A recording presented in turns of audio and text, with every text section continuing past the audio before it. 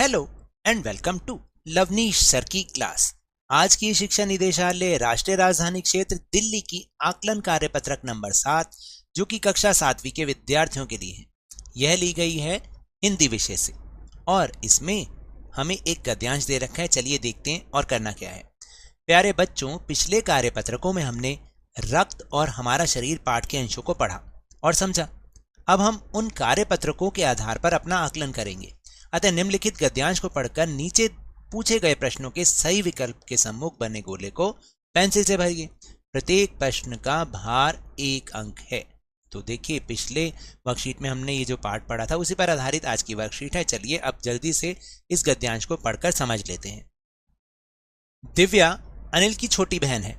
यूं तो वे शुरू से ही कमजोर है, लेकिन इधर कुछ दिनों से उसे हर समय थकान महसूस होती रहती है। मन किसी काम में नहीं लगता, भूख भी पहले से कम हो गई है। अस्पताल में उसे डॉक्टर ने देखा तो कहा, लगता है दिव्या के शरीर में रक्त की कमी हो गई है, जांच कराकर देखते हैं। यह कहकर उन्होंने दिव्या को रक्त की जांच के लिए पास के कमरे में भेज दिया। वहां अनिल को अपनी ही जान पहचान की डॉक्टर दीदी दिखाई दी। डॉक्टर दीदी ने कहा, कहो अनिल, कैसे आना हुआ?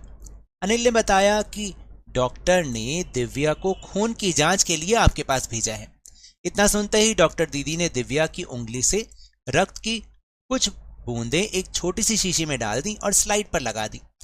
फिर अनिल से बोली, अनिल तुम कल अस्पताल से रिपोर्ट ले जाना। अगले दिन अस्पताल पहुंचकर अनिल ने डॉक्टर दीदी के कमरे में दरवाजे पर दस्तक दी। भीतर से आवाज आई, आओ, आ जाओ। अनिल ने कमरे में प्रवेश किया तो पाया डॉक्टर दीदी सूक्ष्मदर्शी द्वारा एक स्लाइड की जांच कर रही थी। दीदी के इशारे से वह पास रखी एक कुर्सी पर बैठ गया। स्लाइड की जांच पूरी होने पर डॉक्टर दीदी ने साबुन से हाथ धोए और तौलिए से पहुंचती हुई बोली, अनिल, दिव्या को एनीमिया है। चिंता की बात नहीं, कुछ दिन दवा लेगी तो ठीक हो जाएगी। तो चलिए अब हम चल रहे हैं अपने प्रश्नोत्तर पर। पहला प्रश्न है कि दिव्या के शरीर में किस चीज की कमी हो गई थी? पानी की, खून की, नमक की या फिर चीनी की? सही उत्तर है ब, खून की। तो आपने इसके गोले को इस तरह से पेंसिल से काला करना है। फिर दूसरा प्रश्न है, दिव्या को कौन सी बीमारी हो गई थी? टाइफाइड, निमोनिया, एनीमिया या फिर रेबीज? सही उत्तर है स, एनीमिया।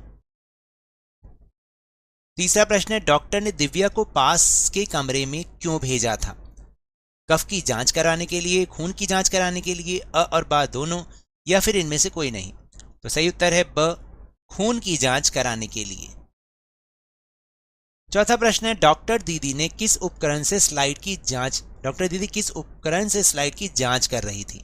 दूरबीन से, सूक्ष्मदर्शी से, स्टेथोस्कोप से या फिर ये सभी? सही उत्तर है ब, सूक्ष्मदर्शी से वो उस स्लाइड की जांच कर रही थी। पांचवा प्रश्न, दिव्या कैसे ठीक हो सकती है? आराम करने से, रक्तदान करने से, खेलने कूदने से या दवा लेने से? तो सही उत्तर है द, दवा लेने से वो ठीक हो सकती है।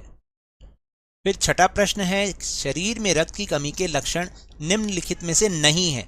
थकान होता है, कमजोरी भी होता है, भूख नहीं लगना ये भी होता है, लेकिन हर काम में मन लगना ये नहीं होता। तो सही उत्तर है स।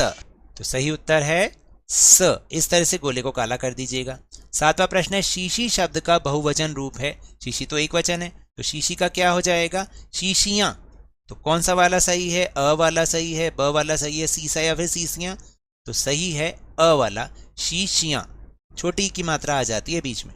फिर आठवां है कि कमजोर शब्द का विलोम शब्द है, यानी विपरीत शब्द। कायर, गरीब, अमीर या फिर शक्तिशाली? तो कमजोर का क्या होगा? द, शक्तिशाली। नौवां प्रश्न है, छोटी बहन का पुल्लिंग रूप क्या होगा? छोटी भाई, छोटा भाई, बड़ी बहन या बड़ा भाई? तो सही है ब, छोटा भाई। और 10वां प्रश्न है, निम्नलिखित में से रक्त शब्द का पर्यायवाची नहीं है, यानी 3 पर्यायवाची हैं और एक नहीं है। खून होता है, लहू भी है, रुधिर भी खून को ही कहते हैं, तो स, तरल ये पर्यायवाची नहीं है, तो यही सही उत्तर है। तो ये तो थी आज की वर्कशीट। मिलते हैं अगली वर्कशीट में, तब तक के लिए धन्यवाद।